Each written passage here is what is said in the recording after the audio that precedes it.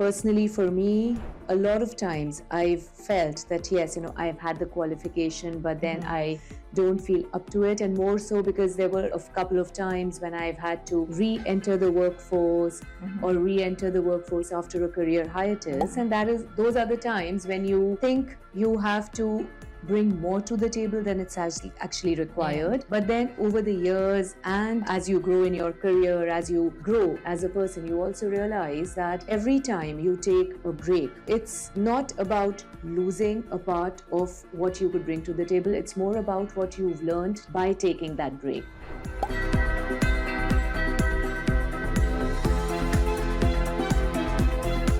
I believe for some, yes. But, to me, leadership is not about being liked all the time. It's about being trusted and getting things done. I myself, I'm a victim of, I would say, people not liking me at first. And that's fine by me because I'm not there to be liked, but I'm there to get things done and I'm there to grow the business. Likability can be valuable because strong relationships matter in leadership. But when you're focused on being liked so much and it's preventing you from making the right decisions and speaking up, and you're just trying to keep things to yourself because you're afraid of not being appreciated or not being liked anymore, then it can become very limiting. And the goal isn't about choosing between being respected or being liked, but it's about building trust. At the end of the day, when people trust you and your judgment and you work with integrity, respect naturally follows.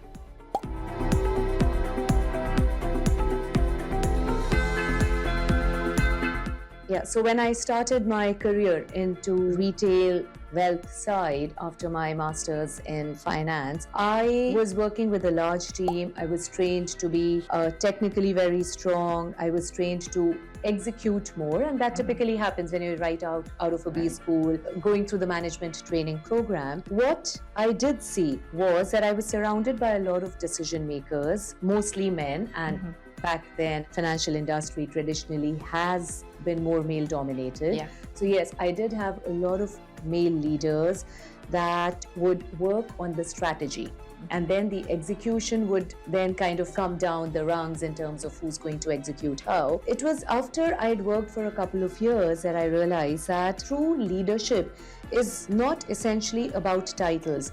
It comes more when you are owning a piece of work. So it's more about ownership. And that, I don't think, was one dramatic moment. I think it was a gradual understanding of what that leadership meant, because it was after I'd spent a considerable amount of time in the wealth management industry that I started to realize that the clients that I was working with, they weren't coming to me because I was able to execute well. They were coming to me more because they trusted my judgment. And they were relying on me and my judgment. It was more of that realization that leadership, especially leadership in wealth management, is more about being that calm, trusted voice when decisions can seem overwhelming. And that is when you can present yourself as a leader, whether it's for clients, whether it's for your team members, because you are helping them navigate through overwhelming decisions. And then your job is to be that calm, trusted voice and not somebody who's only delegating to other people.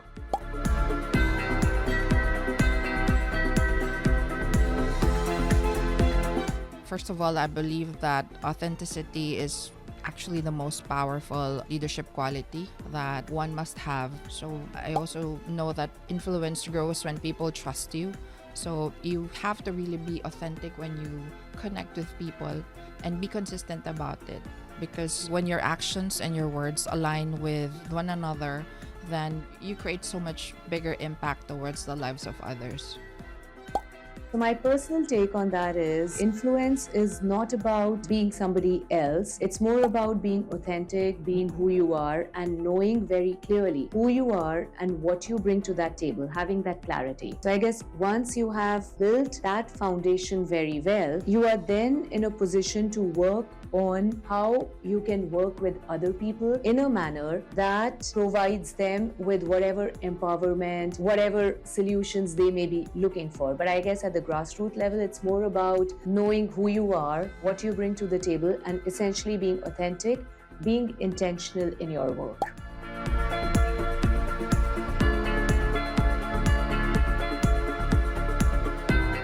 Worth is actually a lot of things to me, but practically, I try to remind myself of my worth through small intentional habits.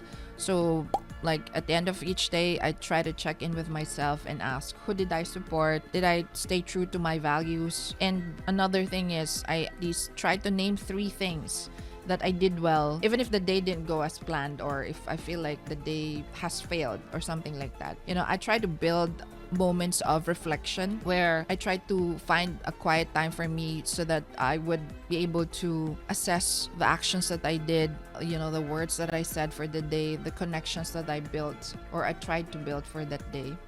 So to me, worth today is this quiet certainty, just knowing that I am enough, I'm the leader that organization needs, and that as a leader, I'm chosen because I choose to lead with clarity, care, and courage. Not because I have the title, but mainly because I carry it with integrity.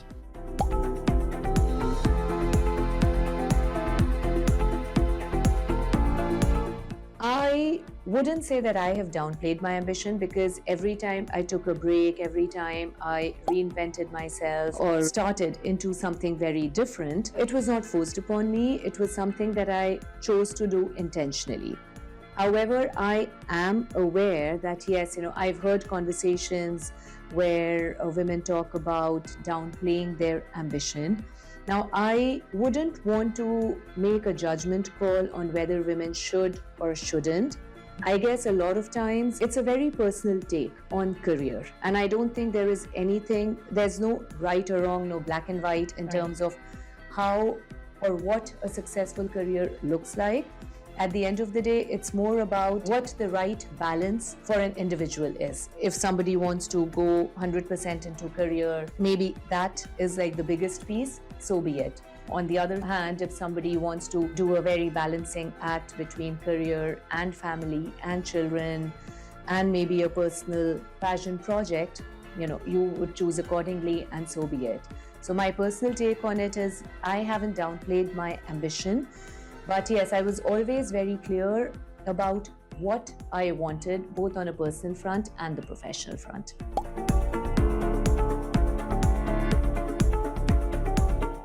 Well, first of all, you need to take a deep breath. You don't need to have everything figured out just yet. The moments that confuse you or scare you will surely make sense piece by piece. You don't need to rush the journey. Enjoy every detour, because all detours have lessons in life and it will quietly shape your strength and character. Also, you need to trust your instincts, because you're going to meet a lot of people who doubt you, who challenge you. But remember that some, if not most, of the best decisions that you make in life come from you listening to your quiet inner self. And also, you're going to make a lot of mistakes.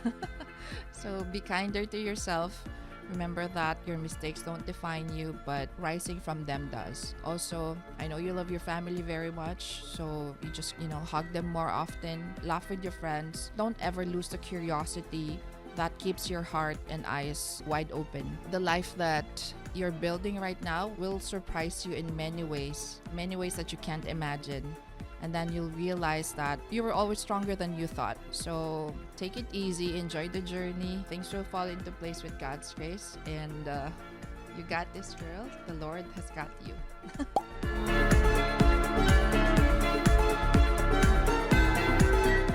I guess for me, on the professional front, in terms of legacy, I think I'd want to thoroughly enjoy my work as a wealth manager, working with women and being able to provide financial empowerment to them. So that's definitely something that I would want to be known as. Mm-hmm. Yeah, I would want to leave that behind, where people think of me, remember me as somebody who made a difference, or who tried to at least make a difference in other women's lives through financial literacy, financial empowerment. On the personal front, I think I would want to build more discipline, and probably leave that as one of the things that I'm known for, discipline. And I think more of discipline and long-term thinking. So again, just like how we say in wealth planning, think long-term, be disciplined, and that's exactly what I would want to do in my personal life as well. Think more long-term and bring in discipline into the personal life. Well, to me, legacy isn't just about the achievements, but it's also about the people you help grow, the opportunities that you create for others. And also for me, it's important that I contribute to a culture where more women, or actually everyone, would feel more confident in pursuing leadership or whatever they want to achieve in life. And again, I want to highlight on authenticity and the consistency of building relationships, because that's what's important at the end of the day.